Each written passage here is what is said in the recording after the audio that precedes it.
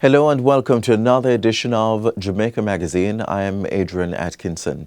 Thank you so much for joining us as we dive into a series of informative and engaging features. Stay with us.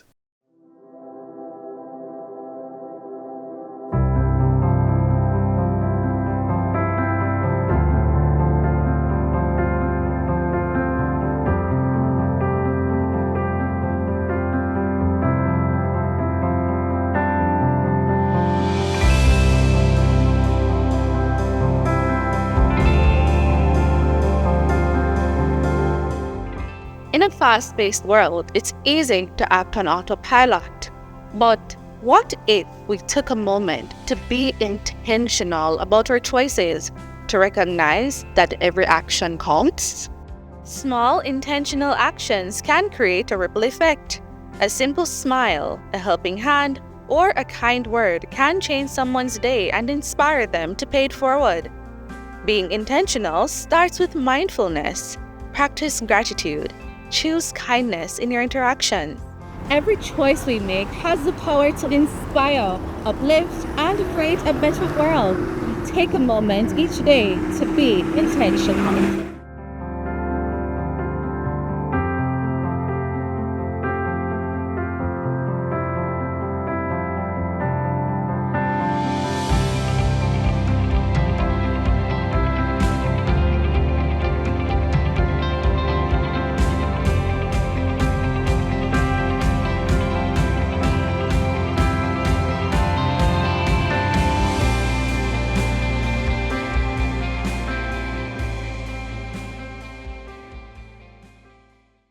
Thanks for staying with us.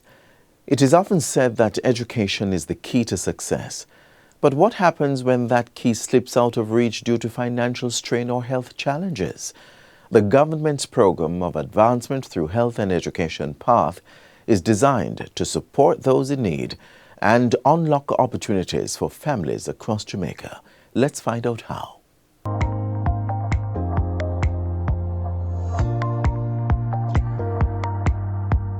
The Program of Advancement Through Health and Education Path is Jamaica's premier social protection program. Introduced in 2002, PATH is geared towards providing financial support to the most vulnerable in society through the delivery of cash benefits. Administered by the Ministry of Labour and Social Security, PATH has impacted some 350,000 beneficiaries, with the majority of them being children. With the principle that an educated person in a healthy body is better equipped to beat the cycle of poverty, PATH also provides benefits for students to focus on their education.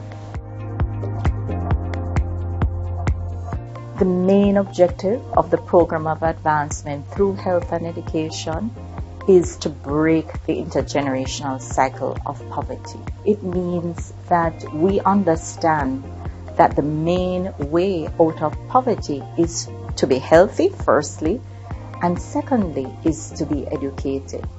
Many persons around today were not born in wealth, but through education, they're able to improve their socioeconomic standing, they're able to have their own business, to be employed, and so forth. With the opportunities that PATH has created, many persons have been able to achieve the stated mission.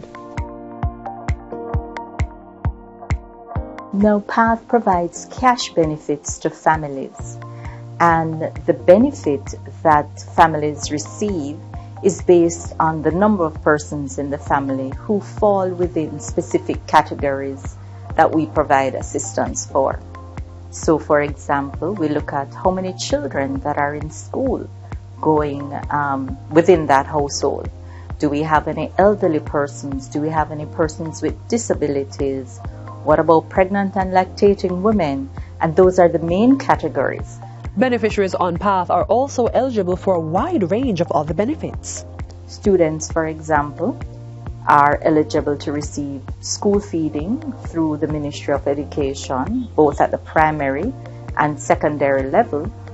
And in high school, the students, of course, they get all their tuition covered, auxiliary fees covered by the Ministry of Education. And when they get to fifth form, the Ministry of Education covers all the subjects for PATH beneficiaries. In addition, tertiary level students on PATH can qualify for $100,000 towards their tuition each year, as long as they maintain a minimum grade point average GPA of 2.5. To qualify for PATH, we encourage members of the family, mainly the family head or the female in the family, to visit one of our parish offices and take along with them their ID, and if there are children in the household or elderly persons in the household, their birth certificates. And if you have someone with a disability and they're registered with the Jamaica Council for Persons with Disabilities, their JCPD registration. As the Ministry of Labour and Social Security continues to fulfill one of its mandates by supporting those in need, the success stories of beneficiaries are testament to their commitment. Pathways, helping you secure a brighter future.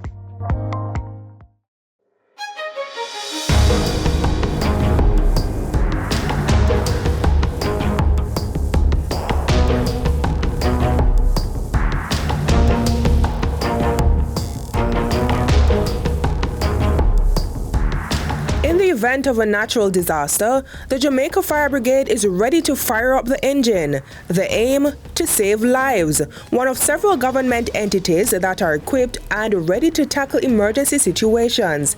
It's a goal for these hardworking men and women when disaster strikes. We are in the best place we have ever been in our history in terms of our state of readiness. We have a full complement of just about 2,000 members. During a natural disaster, the Jamaica Fire Brigade offers critical services, including search and rescue operations, evacuation support, fire suppression, and emergency medical supplies. They also coordinate with other agencies to ensure timely response and community safety. Our firefighters are on standby.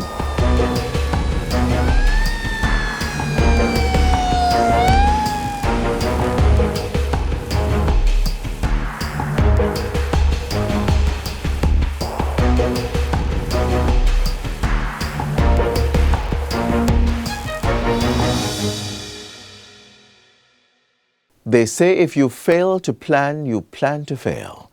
And when it comes to your child's education, no parent wants to take that risk. So sit back, grab your planner, and let's dive into the essentials of budgeting for your child's future.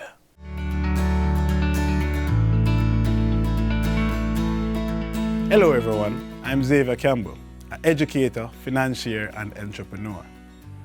Education is very important to our development and can take years to achieve the highest level. It is also very costly, and some persons will have a difficult time finding the money up front, especially in the absence of careful financial planning. So, within the next few minutes, I want to share a few steps that will guide your approach to financing your child or children's education. Let's start with, when should we begin that financial planning? According to the Chinese proverb, the best time to plant a tree was 20 years ago. The second best time is now. Although there is no perfect time to begin planning for your child's tertiary education, starting as early as possible is the best way to ensure you are prepared financially and avoid the common pitfalls. Having a step-by-step plan is the best way to ensure that you are able to finance your child's education without sacrificing your personal financial plan.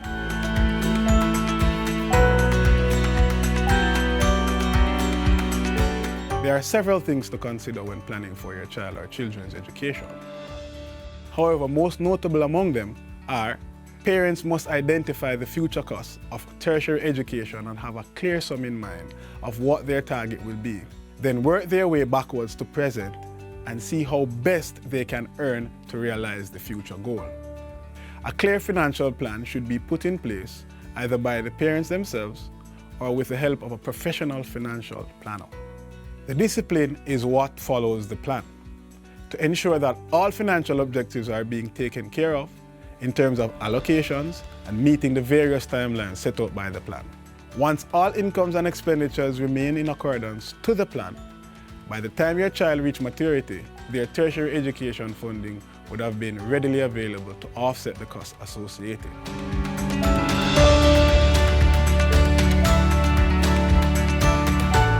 Now your options could be savings or investments. Both are good, but let's look at them closely. There are basically two ways to make money. One, you work for money. Two, your money works for you. So savings is the process of putting aside a portion of your income for future use. In this case, we're talking about education. So if you're going to save, you need to put aside some of your income to ensure that you're able to offset the cost of your education in the future. While investment is you putting money aside that will generally earn interest over the period of time that you put it aside for. Therefore, having a plan inclusive of savings and investments can put parents in a better position to offset the future expenses of education.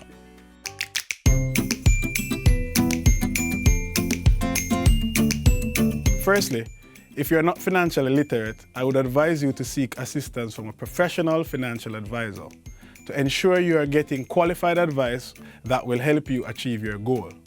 Here are the 5 steps of planning your child's education. Step 1, set target date. Step 2, find current cost of the education.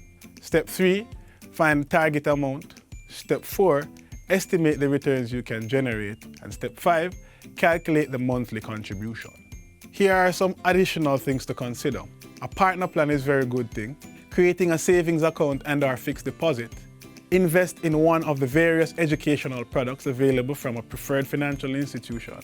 And maintain your discipline while ensuring that the projected amounts are allocated at the appropriate time to achieve your financial goal effectively and efficiently.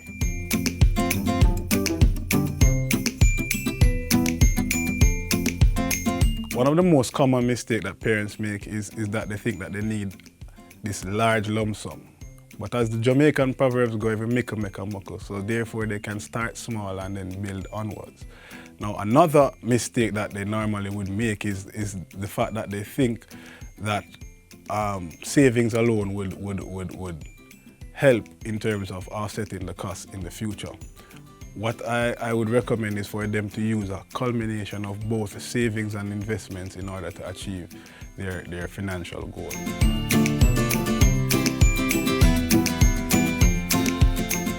So the first disadvantage I want to speak about is the inability to set financial goals. So you not being able to set goals will also lead to you being demotivated and lack the knowledge that is required to achieve that goal. And as a result of that demotivation and that lack of knowledge that is required, then there is no direction. So we consider it to be a lack of direction, right? And if there's a lack of direction, then what will happen is that poor financial outcomes will be the result of that. In concluding, planning for your child or children's education is not just dependent on the numbers.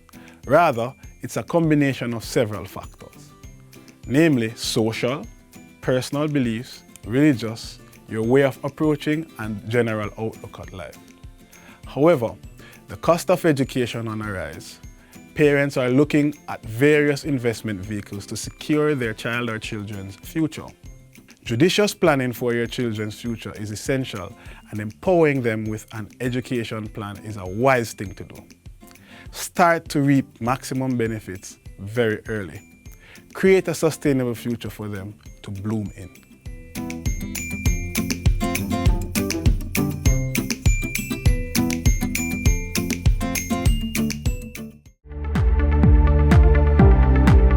We are appealing to the public, please take electronic waste, the handling of it, very seriously.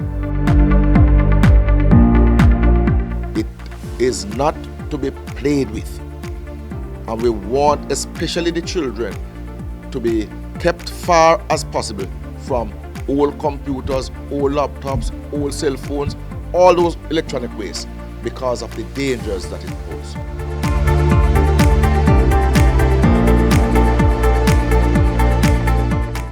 The coconut industry is a vital part of the agriculture sector, and while it faces its fair share of challenges, key players are working to revitalize and strengthen the sector.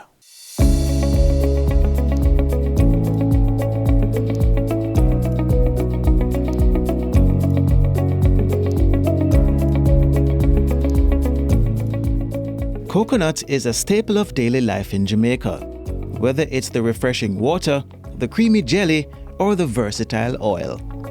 But behind these popular products is a thriving agricultural crop that requires careful management, innovation, and strategic support to maintain its vitality. This is where the Coconut Industry Board (CIB) comes in. As the global agricultural landscape continues to evolve, so too does the role of the board.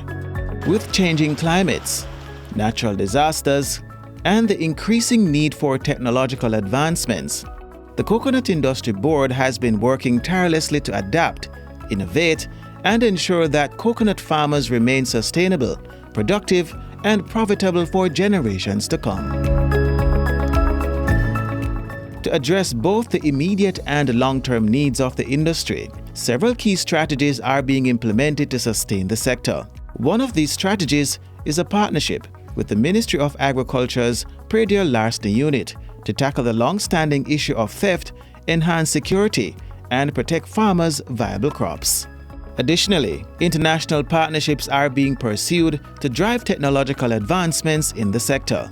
The Coconut Industry Board is looking to partner with countries overseas in where we can utilize technology and bring technology here to you farmers to help improve your agro-processing ventures. Alongside technological advancements, the CIB is also placing a strong emphasis on tissue culture, and the area that promises to significantly enhance the quality and resilience of Jamaica's coconut trees. Coconut, according to my scientists, I'm learning also from my scientists, a very fickle crop. It's very stubborn and demanding, and you need a focused expert to bring out the capacity of tissue culture. We have tried experiments in the past and to no avail.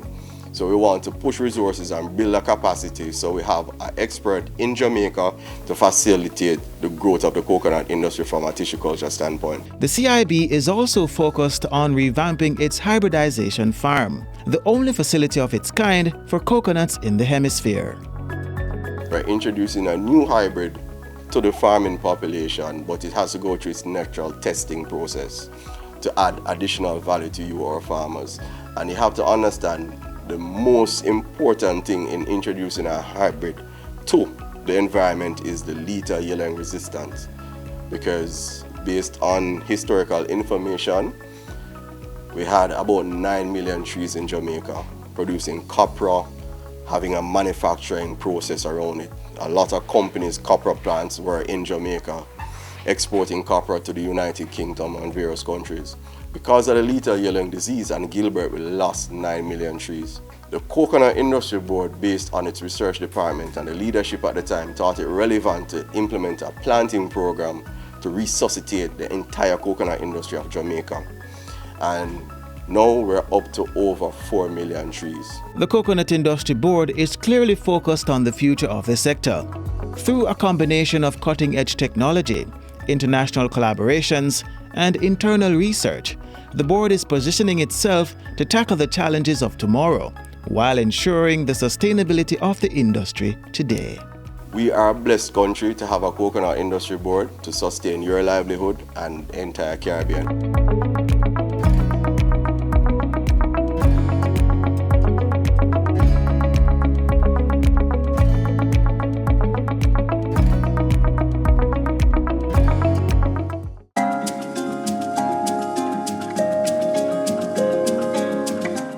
With heat stroke being the most severe form of heat illness that primarily happens at the workplace, it is important to know the signs. This is where your body temperature goes up to 40 degrees centigrade and causes some form of neurological dysfunction, such as excessive sweating, loss of consciousness, seizures, and fainting spells. Prior to the heat stroke, though, there may be some warning signs, like you may be nauseous, vomiting, diarrhea, having muscle cramps, becoming confused. You may have an increased heartbeat, and you may be very thirsty, and you may have mood changes or irritability.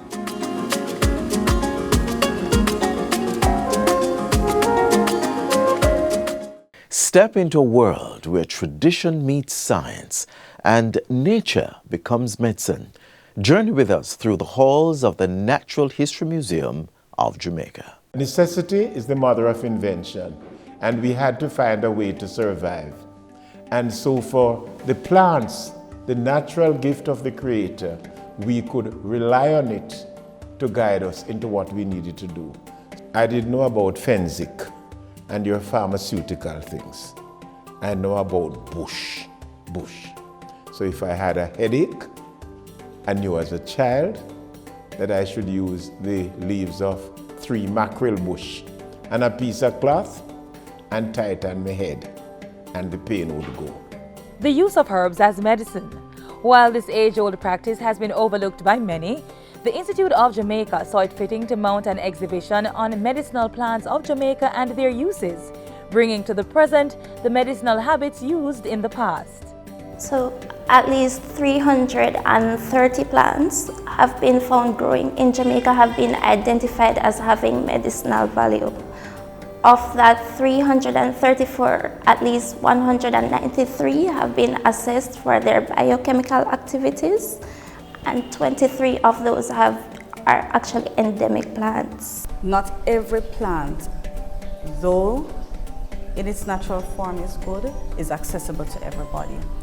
And knowing the information about the plant and wanting to get that into the hands of the people, some of our scientists have begun to study extensively some of these plants to see how they can be formulated in such a way so that they can be packaged and be accessible to the public. You just don't wake up and say, Eureka, I have found it. They would have learned from the people in the community what plants were used for what purpose. So you know all those things in your childhood because they were continually using the plants of nature to assist in what they were doing. Ever since I was a child, my mom always said me go break a piece of bush to make tea if the tea bag run out. But what was I getting out of it? I had no clue. And sometimes people say it worked, some other people say it didn't work. So that's why I really did the research to find out if these plants actually work. So we started only making butterbrush, which is also known as Callistemon viminalis. And then we broadened and we focused on lemongrass. We focused on most of the herbs that are used by native Jamaicans to cure different ailments. In addition to the showcase, students from the Dunrobin, Chetola Park and the Rollington Town primary schools were scientists for a day as they participated in one of the institution's monthly and afternoon with a scientist sessions. Modeled around the Ministry of Education's academic calendar, the mandate of the program is to expose students to and encourage an appreciation for different disciplines of science through fun-filled scientific activities. I've been promoting entrepreneurship, especially in the medicinal plant industry. So one of the things I do is to give back. So I volunteer even at my children's school. We have an entrepreneurial club where I teach them to make different products from plants. I learned that they can use herbs to make soap. It was very exciting because I got to see what dangerous chemicals they use in it and how is it correct to go on the skin. First, we had to put some coconut oil in like a metal cup. Then we had to put shea butter in it and melt it. And then we put it in sodium hydroxide. And it was very, very, very hot. I spilled it a couple times, but it was okay, just a little cleanup. And it began to get thick, so I was like, what should I do now? And she was like, just mix it, it's normal. And then we got to put what we want in there. I put charcoal in there, and then I made a swirl in the mold. It was a very good experience. I'm so happy our students were able to participate in the activity held here at the Institute, where they learn more about medicinal plants. I believe it's very important for them to know that the plants that are found right there in their backyards can be used for healing of ailments that they'll have, the common cold, whatever the ailment may be. This is what I would like to engage the people in. Go back to their communities and learn how people lived, a generation which came out of slavery. could neither read nor write, and yet they were able to contain themselves and to live. We want the students to have some respect for the heritage of this country because it is going to guide you to the future.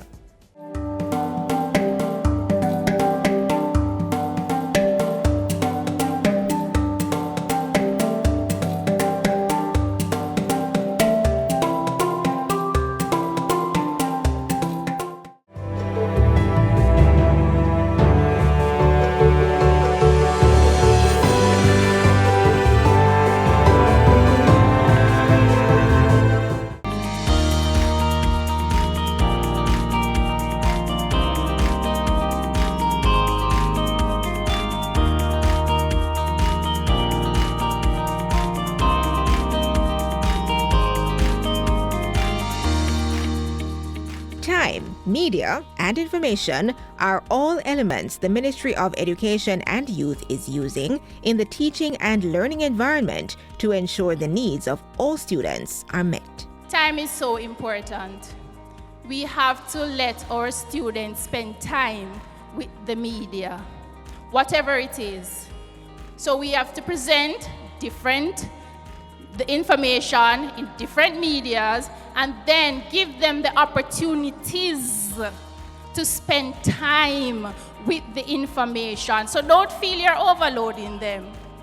Give them the information. Don't let it be that they are in need of some information or content and it's not available. You did not expose them to it.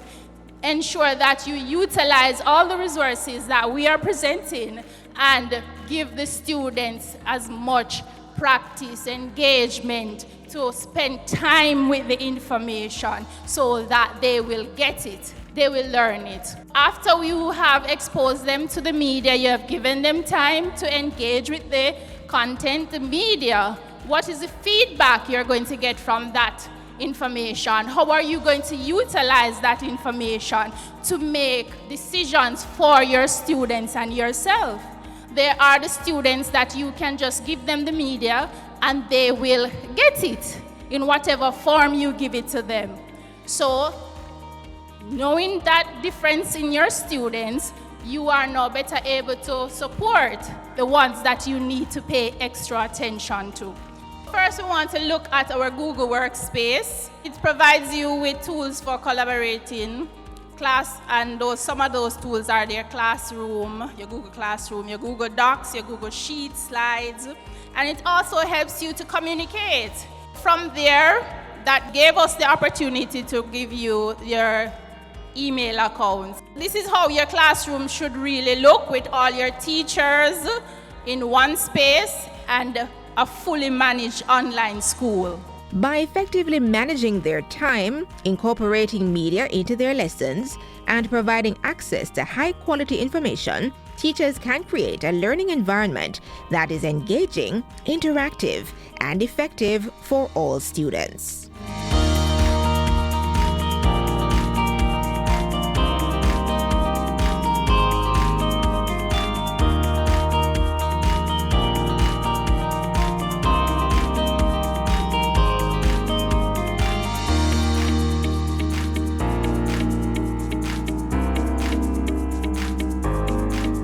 As we conclude today's edition of Jamaica Magazine, we hope you found these features informative and engaging.